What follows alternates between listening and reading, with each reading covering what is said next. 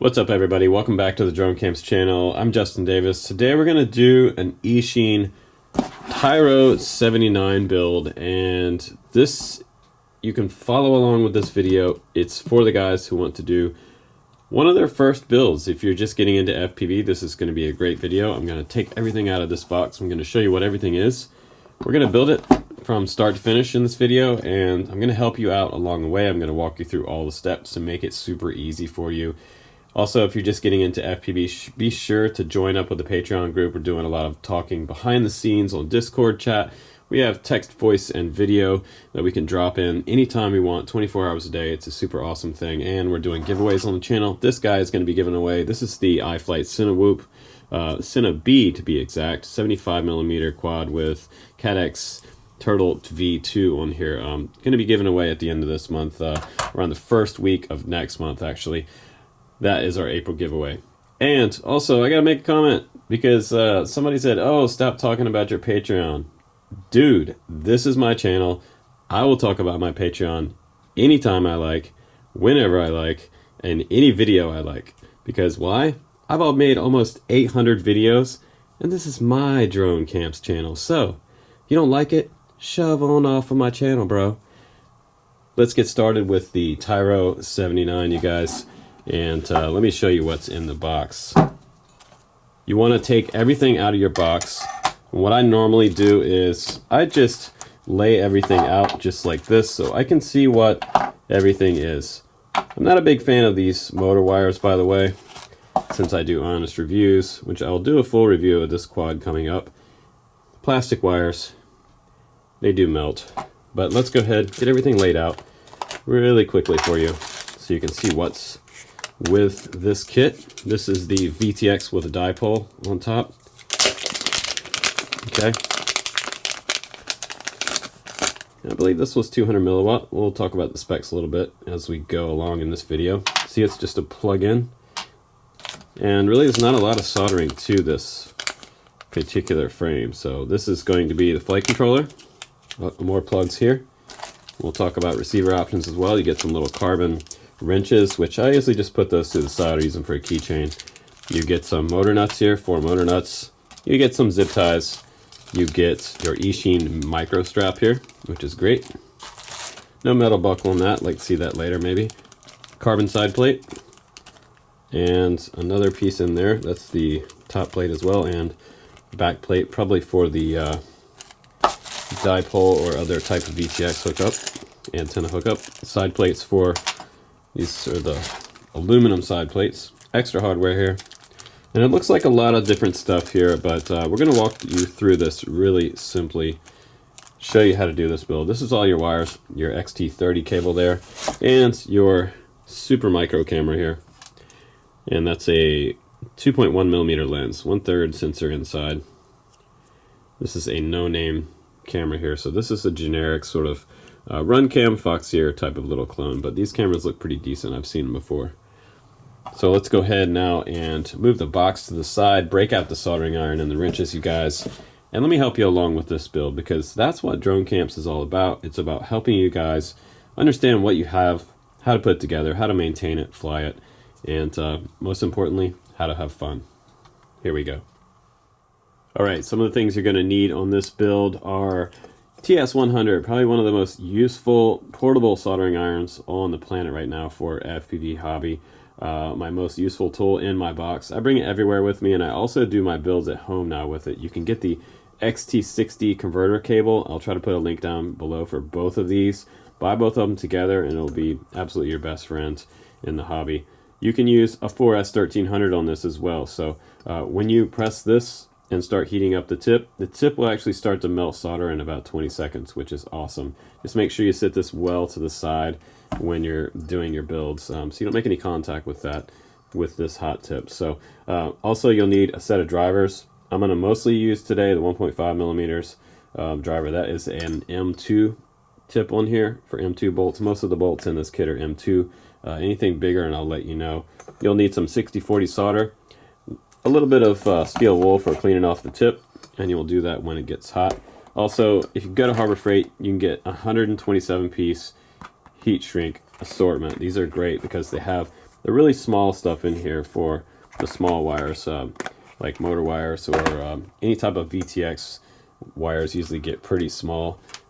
Or you can stick things up like this with a zip tie and a larger piece in there. So let's go ahead and get started with the first step. That's going to be also another thing you need, some helping hands to hold your 4-in-1 ESC.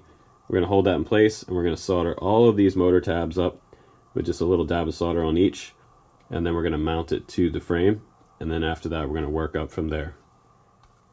So I'm going to go ahead and press the start button, and you'll see that the temperature goes up on the TS100. That tip's going to get hot pretty quick. Within about 20 seconds I'll be able to melt solder here, and I can see my temperature rising. 270, it should already be ready to melt solder here. I'm just going to go ahead and dab a little bit. Watch out for any splashes on your board, so go ahead and take a little bit of solder, just momentarily touch it to each tab. You don't have to do it super long. What's great about the TS100 is the fact that it gets so hot so quickly that you don't need to make a whole lot of contact with the tab. If you make too much contact for too long, you'll actually separate the tab from the ESC or flight controller, so be very careful. You're just going to go around, and if you get a little bit too much on your tip, go ahead and clean your tip off and start over again with the next tab. And you want to make sure that your solders look nice and shiny. If they're not shiny, then they're probably what we call a cold solder. And if you don't like what you did, if you need to add a little more, you can always go back and just add a little more solder. And that's pretty much all there is to soldering up the motor tabs. Now we can go ahead and mount it to the frame. That'll be the next step. So go ahead and grab your frame. After you've done this step, you can pause the video at this point and finish up your solders. Now at this point, go ahead and grab your hardware bag and just dump it out on your mat and just move some of that. Get it in one little pile here. We're going to grab some standoffs here, and it looks like we have some that are dampened, which is nice, and we have some that are just standard M2 style plastic standoffs. So you can put these in individual little piles. It's usually what I like to do. I like to separate everything into their own piles, and we'll figure out where everything goes. If you want to use the dampeners versions up from the ESC to the flight controller, that's probably what you want to do here. So we're going to put some screws through the bottom of the frame. Go ahead and grab one of these screws that are about this length here, and you're going to come up through the bottom of the frame. And front to back doesn't matter on this frame because they're both the same thing here. Pretty much a symmetrical style frame. Top to bottom doesn't matter either. Go ahead and grab one of these standoffs, one of the plastic ones, and screw it down. Now if this stem is too long right here, you can trim it back with a pair of little snips. And let's go ahead and grab another one of those screws, and we're going to put the next one on there. Pretty easy so far, right? Not super scary.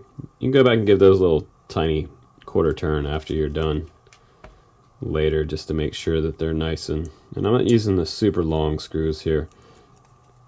Some of these are different lengths. If you mess up, you can always go back later and remove a screw.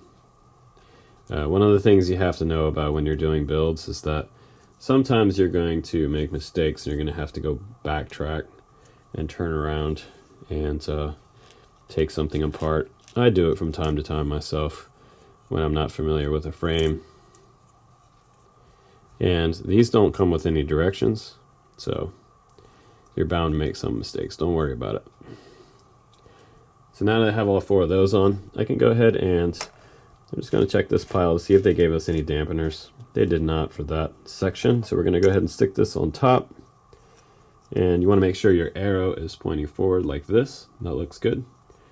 Now we can fasten on each motor if you'd like to at this point, or we can just leave them off to the side. If you have a pair of wire snips, you could snip off the end here, make these a little bit shorter. This is just a little bit long for the connection. A lot of times, if it's a little bit shorter, it's going to be a little bit better. You're not going to have any overhang. You don't want any kind of overhang touching any of these chips on the board. Okay. And I believe they also gave us some heat shrink in this package. Might have been in the TYRO109 box that I was just looking at. But if you'd like to, you can twist up these wires like this, and you can put a piece of heat shrink over top of it here. Sometimes people will put it over the sleeve of the whole quad. You can do it like that, or if you have braided covering, you can also use some of that stuff. And it doesn't matter which 3 wires go where on the first 3 tabs, okay? So we're just going to turn the quad like this, and what I'm going to do right now is take one of these dampened ones that have the rubber on the outside of it, because we want the flight controller to be dampened from the motor noise. And this looks like this stem is too long. So what we're going to do is grab a pair of snips. We're just going to trim all 4 of these down just a slight bit. Just a tiny, maybe 2 millimeters down.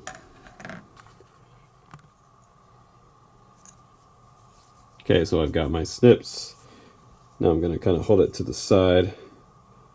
Go down about 3 notches or so. Just trim the very top of it off. I don't need to trim a lot off of each one. If you over trim it, then you're not going to have anything to screw down to. Okay, we'll leave just a little bit up there, and now we're going to screw this one on.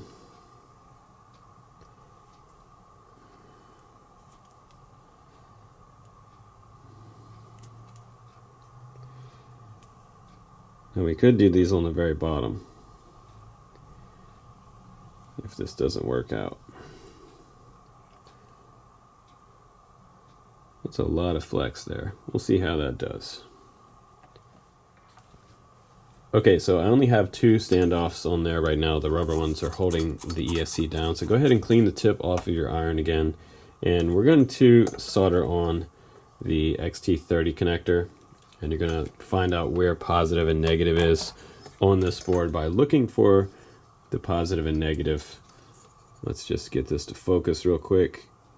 And I'm looking for it here, and it looks like this side of the capacitor says negative, so that's going to be the negative side here and the positive side here. It's not marked on the board right here. It might be marked on the other side, hopefully. And we're just going to go ahead and grab a little bit of solder there, and we're just going to heat up the positive side first. And you can kind of wait till you see it sizzle just a little bit, and you'll see that solder start to flow. Once it starts to flow a little bit on the wire, you know it's nice and hot. And when you get it nice and hot, I like to heat up the wire first because it takes a while to heat this up, and you don't want to have it sitting on that tab for the amount of time that it takes to heat that wire up, because you'll probably separate the tab. A lot of people make that mistake, so keep that in mind. And it can be a little bit tricky sometimes to get the solder to flow, and you do not want to make any types of contact between the 2 tabs here, okay, with the solder. If you do, you will short something out on your ESC. You'll see a puff of white smoke. So when you do a solder, once you're done with it, just bring it in real close and look at it. Make sure it's nice and shiny, everything flowed right. Here, take a little more solder, probably clean off my tip again at this point. Add some more solder in there. I'm going to take that ground wire, and we're just going to get some solder going on that one. Basically what we're doing is we're retinning. They do put some solder on here from the factory, but I'm not a big fan of sometimes the solder that comes out of the factory. You're just going to lay that wire down on there just like that. Let it sizzle, and then pull your pin back. Okay, and bring them in nice and close and check out how you did. That looks pretty good. You want to make sure that the wire is resting on the tab. If it's too far back, redo it. There's no harm in redoing something if you're not sure about it. Give it a tug after you're done with it. Give it about 5 seconds or 10 seconds before you tug on it. Make sure it has a nice solid connection. That looks pretty good. So we'll move on to the motor wires. Okay, so go ahead and grab one of your motors, twist up your wires like this. This is going to shorten the length so that we can just kind of tuck this underneath, and I could probably twist it just a little bit more, but I don't want to put too much force on the connection here because I don't want to pull anything loose there. These are plastic wires, so they tighten up pretty tight, so I'm going to hold my finger down here while I tighten them so that I don't put too much pressure on the connection here. Go ahead and grab one of the medium length screws here and your 1.5 millimeter driver, and we're just going to drive it up through the bottom of the frame. When you're putting your motors on, just be super careful that the bottom of the shaft right here has a C-clamp on it. It needs to fit right in the center of the hole where your frame has a hole through it where the motor seats. Because if it doesn't and it's rubbing on the frame, that's going to be really bad for your motor and your ESCs. I've made that mistake in the past when I was first starting to build. So we're not going to over tighten it right now. Go ahead and grab a second screw here, and before you do this, just get some Loctite, some blue Loctite, put it on the tip of each screw, wipe it off with your fingers, and drive it into the motor. Okay, that's looking pretty good there. We'll grab another one of those medium-sized screws. Little tiny screws here, so these should be pretty lightweight. And just go ahead. We're going to put all 4 motors on the outside. We're going to use our TS100 to solder them up to the ESCs. It's looking pretty good so far. I'm going to grab another one of those medium-sized, medium-length screws, not the super long ones. Don't use the long ones. If you use the long ones, you'll drive it up inside the motor, and if it touches the inside of the coils in the motor, you'll fry the motor. So do not use the extra long screws. Those are for the frame, and I'll show you that coming up. So that looks fairly center here. We don't have any problem with, it's a little bit off, but it's not going to be rubbing. I can see I got some clearance in there, so that's okay. So now we're going to do all 4 of those, and then we'll start soldering up these wires to the ESCs. Okay guys, now you're at the point where it's actually starting to look like something, which is super cool. I have the black nut motor on the back right, this one on the front left, and the silver ones are here. This is kind of how you want it to be laid out. This will be your right turn rear, left turn, right turn, and left turn, but it doesn't really matter because we can go into BL Heli, change things around if we need to. And we're going to check motor direction inside Betaflight later with the props off. You can use a little piece of painter's tape on the top of your motor stem. It'll be like a little flag, and it'll kind of show you which way the motor's spinning and if you need to reverse it inside the BL Heli configurator. So now I'm going to go ahead and grab my XT60 with my 4S1300, plug it back into my TS100 here. Going to press the start button, and it's going to start heating up. And I love these irons because they heat up so quick. They're really great. And we're going to solder up the first 3 wires coming from your motor. If you have helping hands at this point, you can also put your quad on your helping hands by just kind of putting it like this on there, just to hold it in place on the bench so it doesn't move around too much while you're doing this. You can come in from the other side and put another side on there if you like. And now my iron should be nice and hot, so I'm going to clean the tip. Go ahead and clean the tip off one more time. And so we're going to add some solder on the tip. So go ahead and do that. You see a little bit of white smoke come off. And we're going to grab the first wire here. I like to kind of bend them to the side a little bit. And like I said before, grab a pair of snips and just trim these back just maybe a millimeter. Just make them a little bit shorter than what they came from the factory. And you want them to lay flat on the tab here. So I'm going to heat up the wire first with a little bit of solder here, and then I'm going to touch it down to the pad. So if things are not heating up for you, or the tip feels dry, go ahead and put a little more solder on the tip. just then it wasn't melting correctly. So we're going to go ahead and do that again.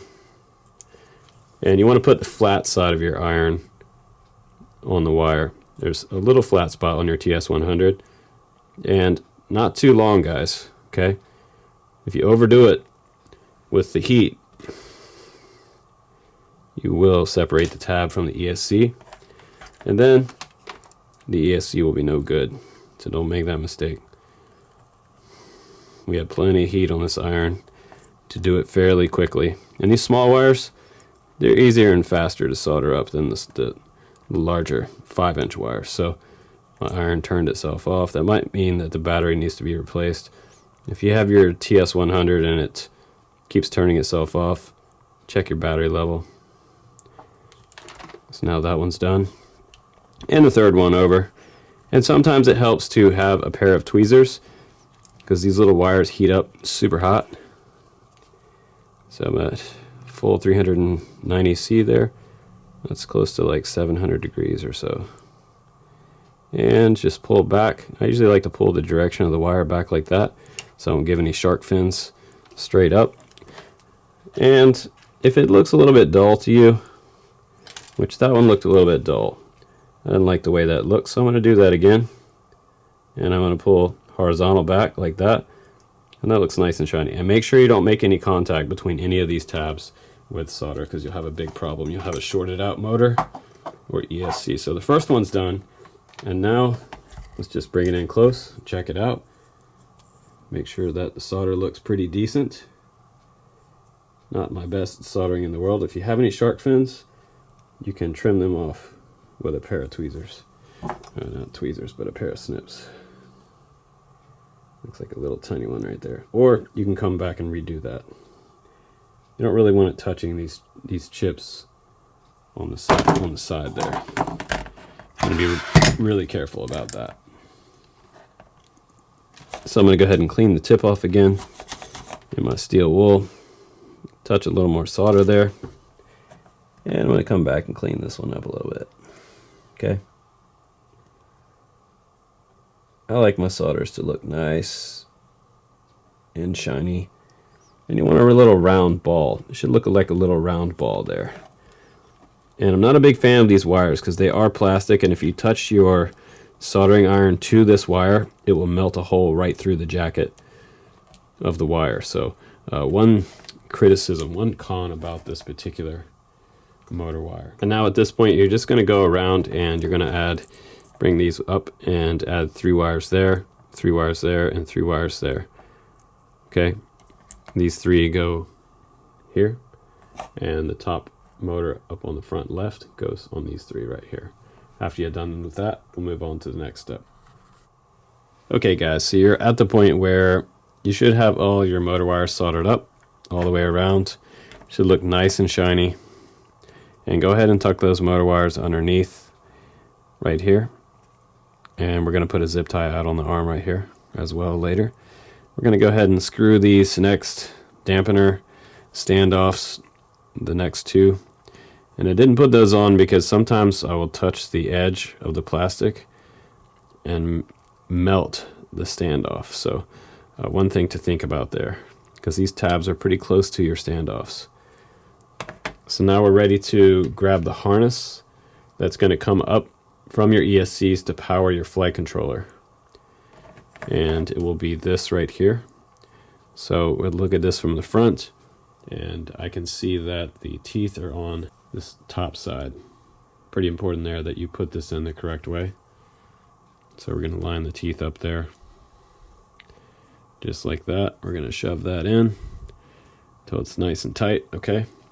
We're going to take the flight controller and we're going to find the arrow that points forward, and it's going to go on just like that over top of this.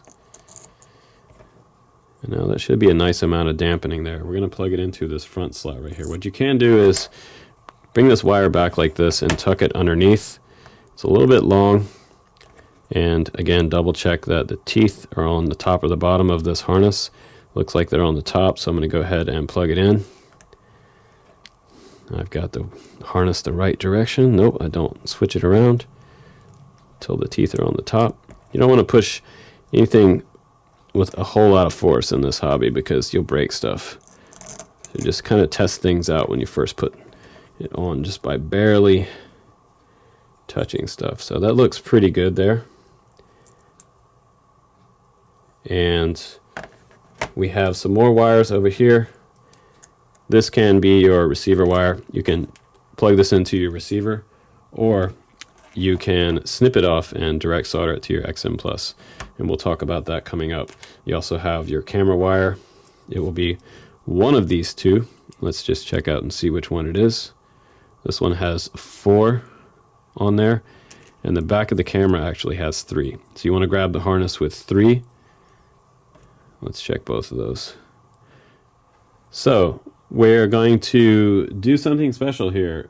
They did not give me the correct type of camera wire harness here. This is just a little bit too wide. You can see there's 3 wires there, and there's an extra end on this harness. There's 4 slots right there, and it does not fit the back of the camera. There's only 3 pins on the back of this camera: video, ground, and your 5 volt, 5 to 12 volt. So what you need to do is, and some of the other reviewers didn't show you this in their reviews or their build, you're going to take a pair of snips and just ever so lightly snip off the very end of this harness, and now it should fit in the camera slot. You want to do the yellow wire all the way over to the right, just like that, and it should plug in. It's going to be a tight fit, and just go ahead and push it in like that, and now it actually fits into the camera. And this part will plug right into the very front port of the flight controller, and that will be pins up. 1, 2, 3 pins there, just like that. No soldering, which is really nice. Now we can come back with some of your smaller plastic nuts and go ahead and put 2 on for now, and then we'll move on to the next step. Make sure those are nice and tight, because we're going to put standoffs just above that to mount your VTX, little tiny video transmitter. So now at this point you should have your 4 nuts on top of the flight controller, and you should have your camera cable going here, your ESC harness going here for your signal coming from each motor and powering the flight controller. Over here we have the VTX plug. So right now, if you'd like to, you can go ahead and grab your VTX, and I'll just zoom out just a little bit. I'll show you this cable harness for the VTX. It's already soldered up to the VTX, so you don't have to do any soldering here. You just have to make sure you plug it in the right way, and it should be pins up again. We'll make sure this harness is pins up for the slots, and we'll go ahead and plug it into the side there. And at this point you can grab a standoff, and you can start putting your standoffs on the very top here, because your VTX will sit something like this, right about like this. So we're going to tuck those wires just under there. We're going to bring our dipole out the back of the quad. That's looking pretty good. Okay, so we're to the point now where we're going to add a receiver on the quad, and if you're using an XM Plus, this will be great. The way to remember that how the XM Plus solders up is that the gold button is right here for your bind tab. The one directly below it, that's going to be your signal wire right there. That's going to be the yellow wire on the harness. The next one over is going to be ground, and 5 volt on the outside. So pretty easy to remember. Gold tab, signal wire, ground, 5 volt. So we're going to go ahead and grab this cable that looks like this. Okay, and you're going to snip it off the end there, unless you have pins on your receiver that you can plug this into. If not, just go ahead and snip this off, doesn't matter. I'm not going to use this later, so that's going to go in the garbage.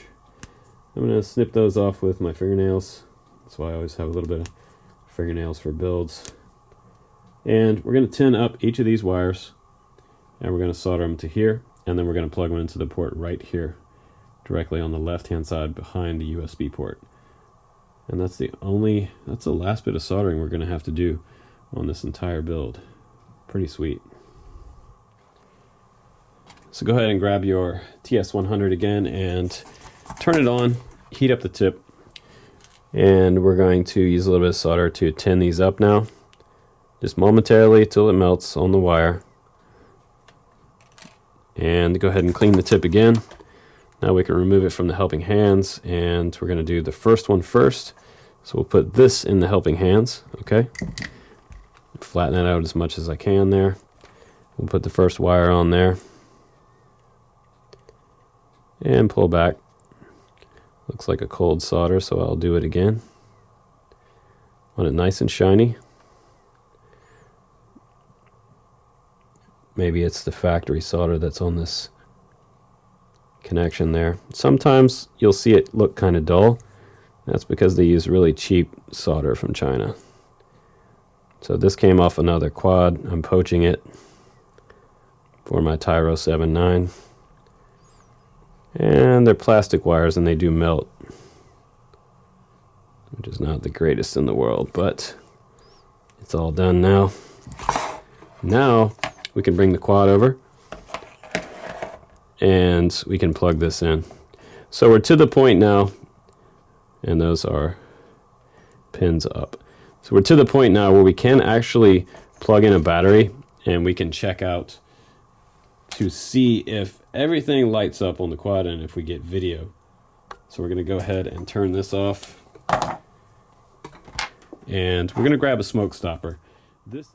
Alright guys, I am splicing this part of the video in to make sure that your receiver works properly. This is your receiver harness right here, and I showed you before that the harness plugs right into there with no soldering, but there is one little tiny bit of soldering you need to do to make this work. So you're going to need to bridge 2 tabs on this side of these 3 right here. PPM is on this side and S-bus is over here, so the 2 right here next to each other will need to have a little dab of solder bridged to make this port S-bus. Otherwise it will be locked into probably default to PPM, and your receiver is not going to work in Betaflight, which happened to me. So make sure that you pay attention to that. I just skip right over that step really quick, and when I went to Betaflight, my receiver tab wasn't working, so I had to take the back off the quad and look there again and just look at the board, and then I realized, oh yeah, I have to bridge these 2 to make it S-bus. So go ahead and take a little bit of solder, put it on your T100, and you want to use plenty of light there, and you want to bridge those 2 tabs. Okay, so now you can see in there that I do have the 2 tabs over here bridged for S-bus, leaving this one open for PPM. So now we'll go ahead back to... Okay guys, so now we're at the point where we have everything plugged in, and what you want to do now is you want to check that everything is safe to plug in a battery. You can also check your video at this point to find out if your camera is actually working with that little trim that we did with the camera harness to make sure everything is good. So we're going to use a smoke stopper at this point, and you can get these from RDQ. I'll try to put the link below before these. You're going to plug one side into a battery, one side into your quad. You can also make these out of an automotive light bulb. So if you wanted to pause this video, look at the way this is set up. You can make your own out of a couple XT30s or XT60s.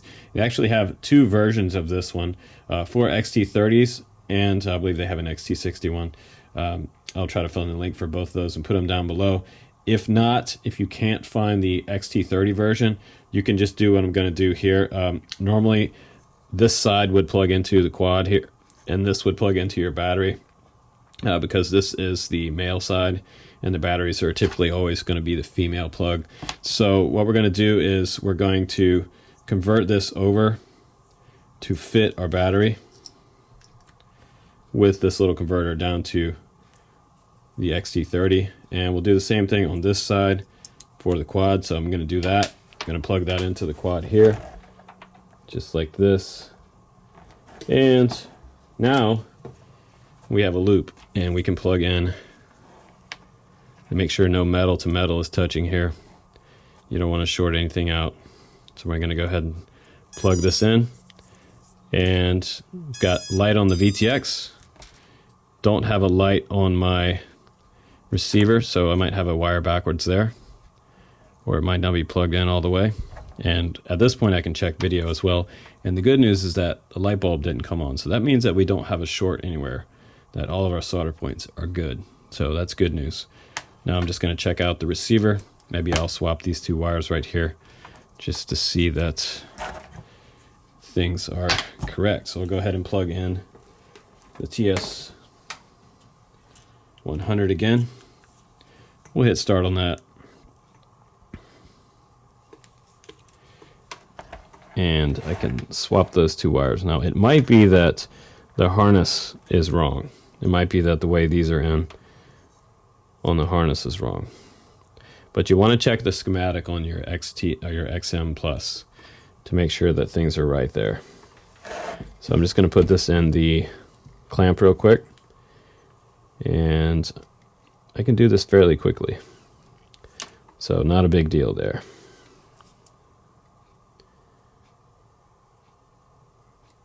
And it's usually video 5-volt ground or signal 5-volt ground, and that's probably the case.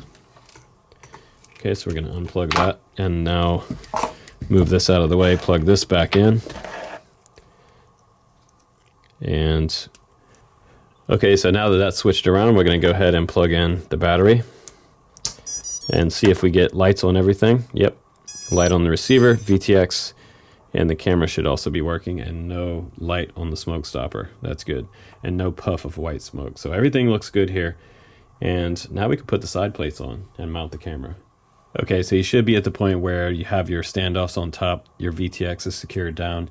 Now we can put our XM Plus on the very top of the stack. And honestly, what I'd do at this point is I would go ahead and bind this up with your Tyrannus. Go ahead and get your VHB roll out. I've told you guys to get this before. This is very handy stuff.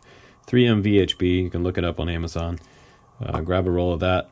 That's great for putting things down that you don't want to move. Just put a piece of the back just like that. Usually take a little razor blade and separate the backing from it. Push down on one side. The sticky side push down on the receiver. So a little bit of wire slack here, and I'm just going to twist this up. We're going to twist it. And again, these wires are plastic wires with this quad, not my favorite. And I'm going to leave enough slack so that I can bring it around like this and have the antennas facing out the back of the quad. So we'll do some kind of mount at the back, or we can come down below and come off the arms, which that's probably what I'll do.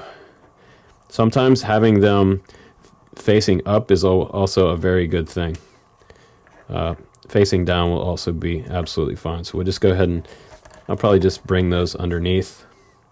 And you want to make sure that when you put these side plates on that we're not stomping on any of these wires down here. I'm just going to bring those down, tuck them underneath the motor wires. Antennas underneath the motor wires here. Lift that up a little bit. And we'll have them coming out like that with a couple zip ties.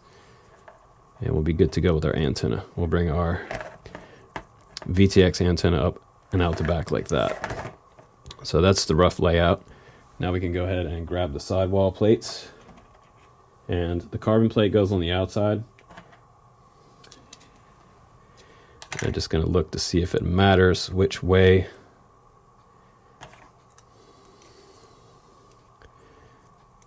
So it'll go something like that. And then your camera screw will go straight through this hole. So first thing you're going to do is you're going to put a screw through the bottom plate. You can use a little bit of Loctite here if you want to. Go ahead and grab one of those medium screws and your 1.5 millimeter driver. And we're going to put the first one on. Go right up through the bottom of the frame.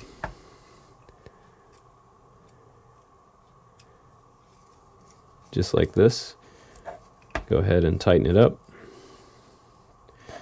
And so far, pretty easy build. It's not a super complicated build. And I do have my antenna wire there just underneath that. So make sure nothing's being pinched. I'm going to go ahead and add this back screw here. And 2 more screws and I will have the aluminum rails on. Okay, that looks good. And now what I would do is I would do one side here, and then I would put the camera on this side here first, and then come back with the other sidewall. And also we have to make sure that we have enough room to put this top plate on here. So it's looking really close here for the receiver on top of here. If this is too tight when you add the top plate here, if we have to, probably don't have to add the top plate, but if you want to add the top plate there, you can move this on the very top of the quad, but that's going to have it exposed. So we might not tighten that top plate all the way up here if it's going across and pushing down on the receiver. Before I put the camera on, I'm actually going to go ahead and run a few of these screws through the side plate here, just to hold this carbon plate down. And you can grab this tiny piece of carbon here. Go ahead and grab one of your shorter M2 screws, 1.5 millimeter here. And we can add that right here. Just a little crossbar that kind of gives some rigidity to this frame. Stiffens it up a little bit. And man, this receiver will be impressive if this top plate will actually go over top of this without smashing it too much, this stack. Just barely fits there. That's awesome. Perfect. It will fit. So now we're going to take another M2 screw and we'll put the very back here. And looks like that will be for your VTX antenna slot. So we'll go ahead and grab that piece of metal. Do the one just on the bottom there. And then we'll take this screw here, another medium-sized screw. And you might have to actually use one of the longer screws for this one. Go ahead and grab the longer screw because you want to be able to go all the way through here. We're going to take the dipole and put this up through here. And we're going to run this long screw through here. It should make contact right through there. Now, if you want to swap this VTX antenna, this dipole, out for something better, I'm going to suggest that you get some of these Furious FPV. They're called the Big Max. These are great. This is a 5.8 75 millimeter right-hand circular polarized antenna. Probably the better choice for this particular VTX. Just going to give you a little better penetration and range. So we're going to go ahead and grab another short screw here, and we're going to put this very top plate on here. Just put that on there. Put a screw through, and remember, you've already bound up your VTX, or you've already bound up your receiver at this point to your radio. So there are slots here. If you want to push your receiver around a little bit, you can just move it a little bit to get to your gold button, your bind button. And now I can take my screwdriver here and I can put the camera on. So make sure that your camera is on the right way. The harness should be up top. Okay? Go ahead and take your Phillips head screwdriver and put it through this hole right here on the side. And it is a long horizontal slot hole so that you can move your camera backwards and forwards. Just going to find the hole on the side of the camera. Okay, and go ahead and screw that in. It's got a little divot there in the front of that metal sidearm, which is cool, so that I can also have a little more clearance between the camera. That's kind of a cool thing. Now I can get plenty of tilt here. Just about enough tilt right there, about 30 degrees of tilt on that one. Now I can grab my next side plate, and I'm ready to start putting this next side plate on. And again, you want to make sure all your receiver wires, everything, are clear of where your bolts are going to come through. Just tuck that underneath there like that, and we'll get this next part screwed on there. Okay. Everything is fitting really, really snug on this build. This is a really tight build. We're going to move that over like that. put this bottom screw on first, starting from the back. And remember, save your long bolt for the side that goes through the VTX mount in the back. Use your medium size M2 bolts for, I believe they're about 6 millimeter. Okay, so both of those are on, and now we can put the side plate on. It's going to go to the front there. Just going to make sure that I'm absolutely not pinching anything here. Just double check on this side that your receiver antenna wires are not being pinched. And we're going to push that in a little bit like that. And once you have everything all put together here, again, guys, use the smoke stopper to make sure that once you get everything down, that you don't have any shorts. Because pressing some of this carbon plates in on the side here could be pressing on some metal in the stack somewhere. So one other word of caution, do this again, this process again, when you get everything down. Okay, now you're going to put these extra screws on the outside of the plate here, going through the carbon sidewall into your aluminum sidewall, using those shorter screws and then the longer one on this part right here on this side. So I got one more in the back there, and then we have a couple on the top. Nothing seems to be in the way of getting these screws into the side plate, which I like. If you had a prop on, it was still clear. The driver would still clear the prop, which is nice. Some of the quads out there have an issue where you need to get a screw off the side and the prop's in the way, or the motor's in the way. I've had that happen a lot. So now go ahead and grab your last camera screw here on this side. We're going to go ahead and screw this one through. Now the camera's mounted.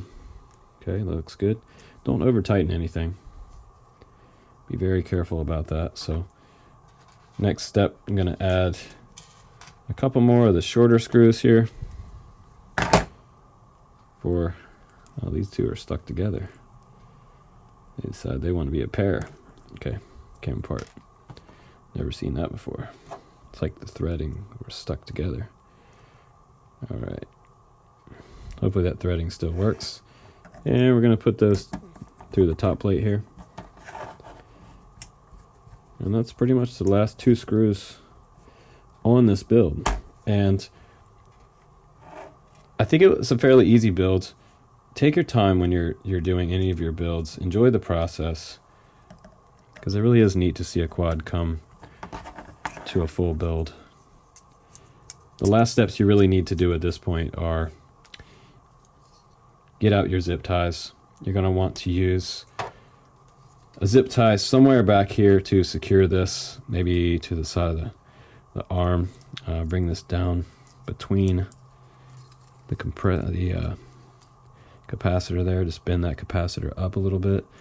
Bring this down here and secure it to the side of the frame like this. That way, if your battery gets ejected and pulled off, it doesn't pull it off the ESC tabs. Okay, you're going to take another zip tie here and you're going to stand this up just like that. Use a little larger piece of heat shrink over top of the whole thing. Make sure that it clears the props and also stays vertical. And you're going to put two more zip ties here, coming out this direction with a couple pieces of heat shrink on top of those. And that's pretty much the end of our build, guys. We're pretty much done with the TYRO79 here. Pretty sweet and neat looking little quad. It's like a little miniature version of that TYRO99 that we built on the channel. And from what I hear, this one rips. Yeah, it's pretty notchy motors. We have 20 amp ESCs on here. And the motors are 1607 2800 kV. And by the way, I gotta mention, these are what I call trash props. These props are complete trash. Get rid of these. If you're brand new to FPV, you can use them as trainer props, but these are garbage. These are definitely trash props, garbage props. These are good for the garbage. Find yourself some good 3-inch props. I would suggest some recommendations down below for you guys. Just get rid of these. These are not that great. These are just thrown in with the quad for free, basically. So we'll put those to the side. So at this point, you're to the point where you can bind up your receiver. But before you do that, let's go ahead and use the smoke stopper once again to double check that everything is good here, because we don't want to plug everything in here and have a short at the last minute.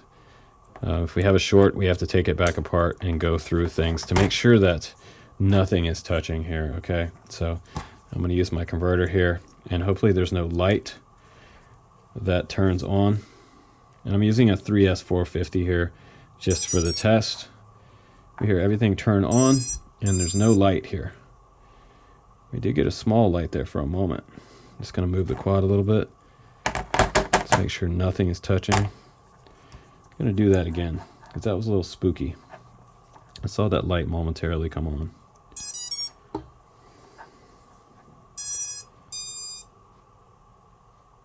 It seems like the ESCs are backfiring somehow. Just want to double check that nothing is touching in there somewhere.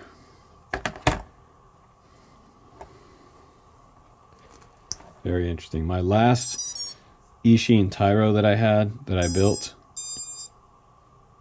it had an ESC burn up on the first flight in about the first 30 seconds. So quality control might be something to look out for. I do have it just momentarily light up on that last chirp. So that could be on number 4 here that we have an issue. Very interesting. So I'm going to go back over the quad, and I suggest you guys do the same thing with yours to double check that you don't have any issues before you go out to plug in your battery and do your first flight test. Okay, so at this point, go ahead and go into your model menu and go down to the very bottom where you see the mode. You want to change that to D16, and you can do channel 1 through 8. That's totally fine. And we're going to go ahead and say bind, and we're going to plug in a battery, holding down the gold button on your receiver. So I'm going to use my smoke stopper again at this point because I'm not totally sure everything is copacetic. So I'm going to go ahead and plug that in there. And I use a bamboo skewer because a bamboo skewer is wood and it doesn't make any type of sort of conductivity.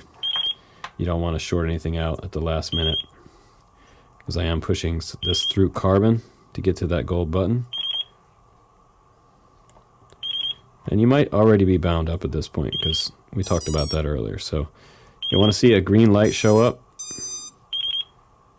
on your receiver. Okay,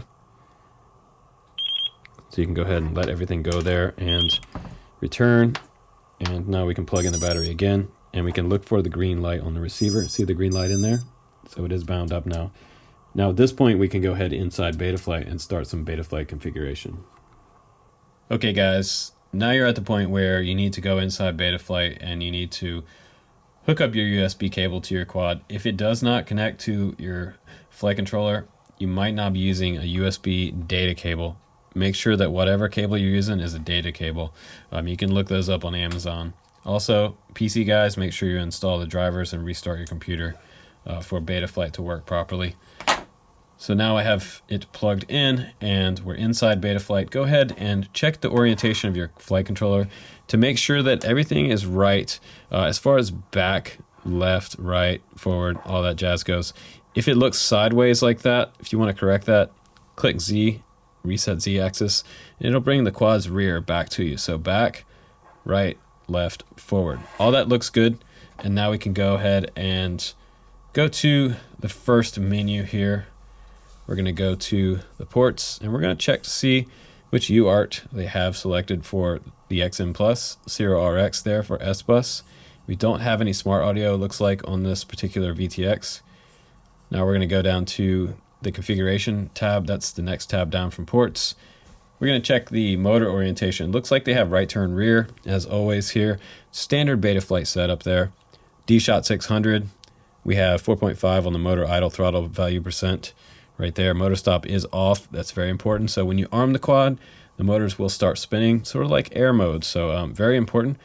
Zeroed out on the board sensor alignment right there. Turn off barometer. You don't need that. That's not on there. Now go ahead down to receiver tab.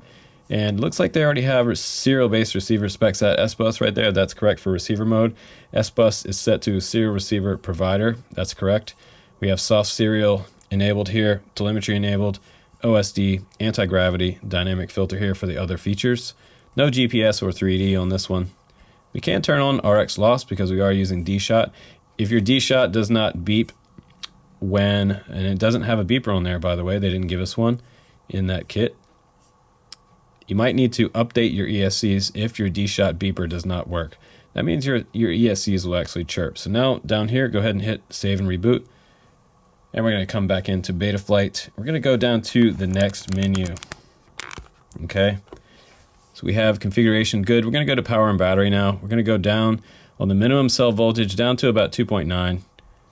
Warning cell voltage down to 2.9 and leave maximum at 4.3. And go ahead and hit save. Now we're going to go down to failsafe. We want it to always set to be drop. Guard time can be 2. And looks like they have a few things set here on aux 1 and aux 2. Now save and reboot. Now we're going to go down to the next part, which is PID tuning. We're going to leave all these the same. We're going to run it stock. If it doesn't have any vibes, we'll be happy. If it does have vibes, really terrible camera jitter and jello, we'll have to do some PID tuning here. I'll try to share my PIDs with you later. Super rates are all set to 7.0. That'll be fine for a 3-inch. 3-inch quads are super nimble, by the way. Go ahead and hit save down at the bottom. We really didn't make any changes, but at this point you can turn on your radio because your receiver is getting power. I see the red light on my receiver. Once my radio is on and to the main menu, I should get a green light here, and I can check my channel maps. If things aren't moving, you might have to plug in a battery. Okay, so now you can see in there that I do have the 2 tabs over here bridged for S-Bus, leaving this one open for PPM. So now we'll go ahead back to, we'll go back into Betaflight, and everything should be copacetic now. Okay, so now we're back inside Betaflight, and I haven't even gone to the receiver tab yet, but we're going to go ahead now to configuration first, just to make sure that it's on S-Bus, serial pervasive provided specs out there. UART 1 on the ports, and we're going to go to receiver, and look at that. Now all of the receivers channels are in line the way they should look when I come into the receiver tab.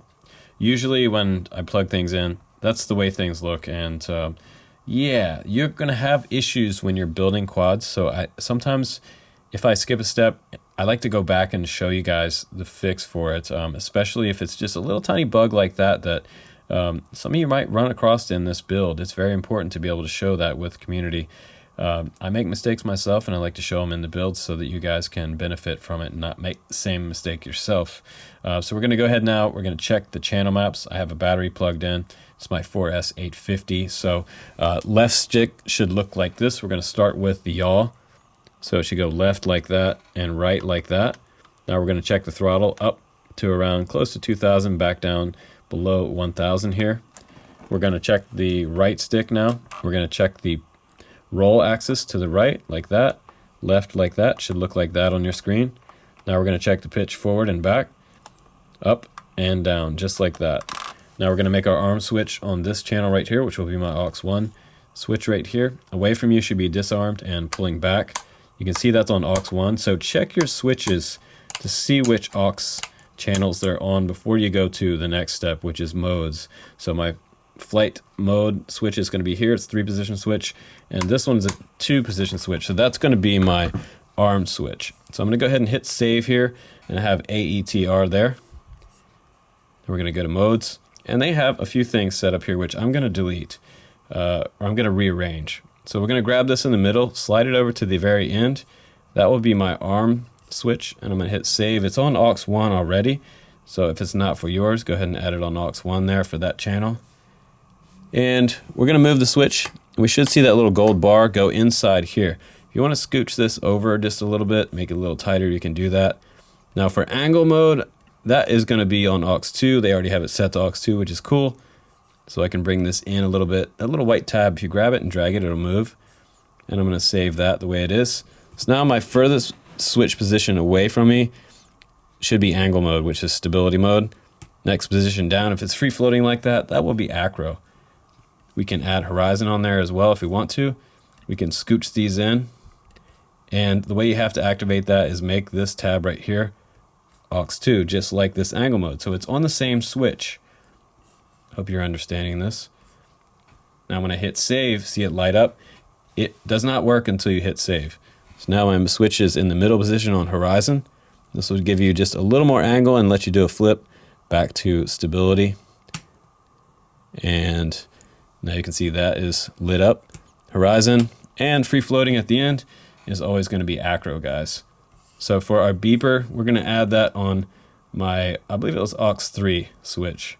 That'll be the far right hand side switch.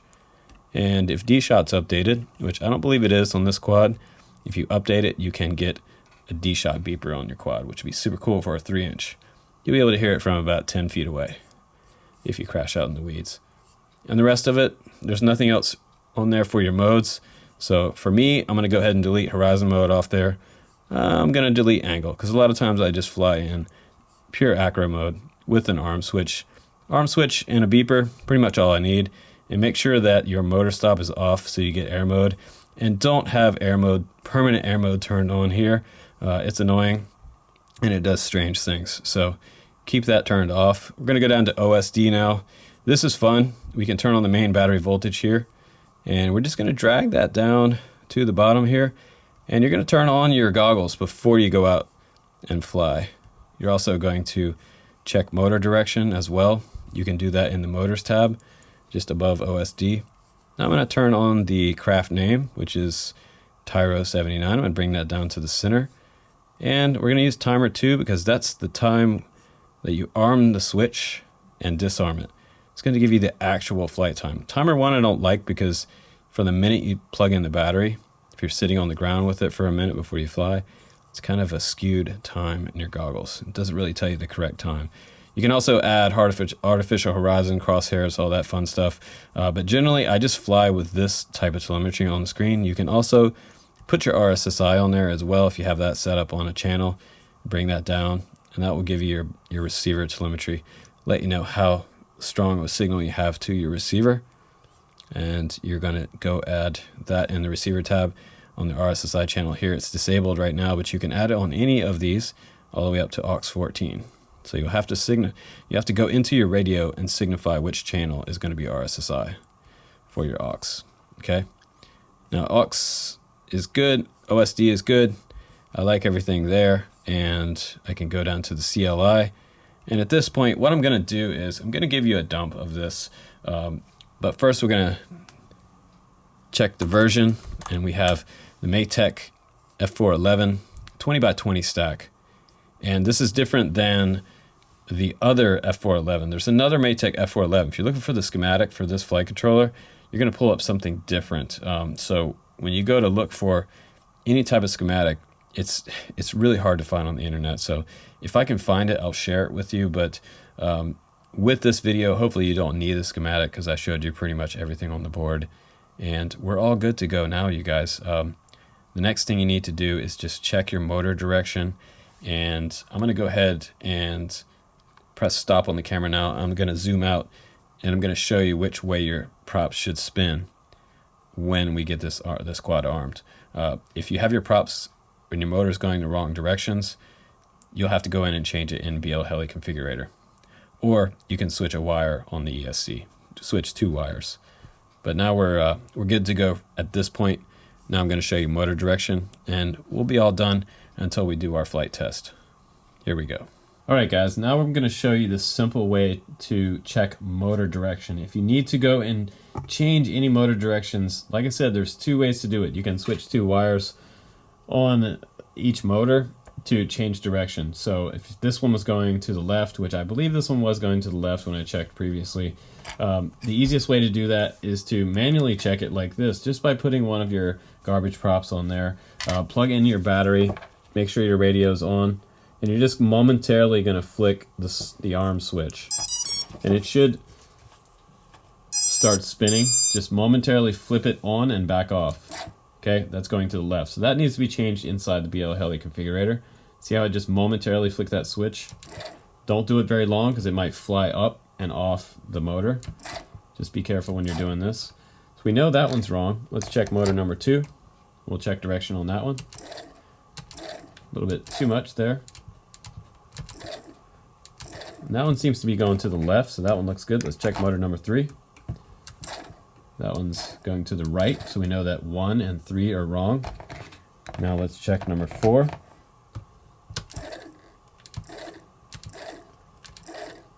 And that one's going to the left. So 1, 3, and 4 need to be reversed inside BO Heli. So now we're going to go ahead and go into BO Heli and do some reversing, and I'll show you how to do it there. Okay, so now we're inside BO Heli, and I'm going to plug in the USB cable. Make sure you download the latest version of this software using Google Chrome App Store, and open up this app inside Google Chrome. Now I'm going to plug the battery in, and you're going to wait a moment for it to load up. So we're just going to give it a few seconds, and then we'll hit connect here. Now down at the very bottom, you need to click Read Setup, and it should show you all 4 of your ESCs after a moment. You see we're actually using 16.7 GH30 on all 4 ESCs. Now we know that 1 was needing to be reversed, 2 was fine, 3 was needing to be reversed, and 4 needed to be reversed. So once we do that, we're going to go down here at the very bottom, and we're going to say Write Setup. So it's going to go through each ESC right now that we selected to reverse. And when it's all finished, we're going to, after the last one says finish, we're going to disconnect from this. And now we're going to go back to the bench and check motor direction. So directions should be right this time. We're just going to double check. Okay, I've got my trusty 3-inch prop there, and you'll notice that I'm not using my smoke stopper at this point because I went back through and double checked all my connections.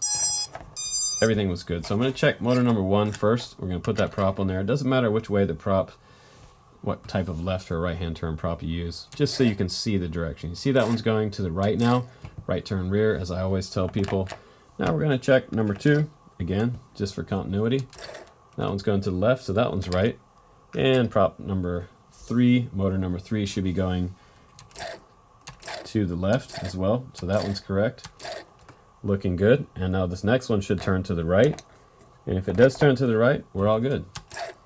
All right, perfect. So now we have all motor directions working properly, and I've showed you how to fix that inside BO Heli on your build. So if you need to update your ESCs to 16.7, now you notice that my D-Shot beeper also works. So now I have D-Shot beeper, everything is working correctly. So the next video on this quad will be the full review, flight tests, and all of that good stuff. But hopefully this video helped you. Also, if you need the dump, the CLI dump for this video, also the link to it will be down in the description. All the parts of this and everything that I recommend also for props as well. I'm going to recommend some better 3-inch props than your garbage props here. So I appreciate you following along with this video. Hopefully all this information, you soaked it all up. And by the way, if you want to support the channel, please do become a Patreon on the channel. This is the kind of thing that will benefit you and the community, so I appreciate it. Really do. It helps me and my family out a lot. And thanks again for watching, guys. I'm Justin Davis. Take care, guys. Enjoy your TYRO79s, and let me know what you think about yours down in the comments below. Hopefully you had a good experience with yours. Good experiences and bad experiences out there with everything. So take it all for a grain of salt on every single quad out there. I'm Justin Davis. I'll see you on the next one.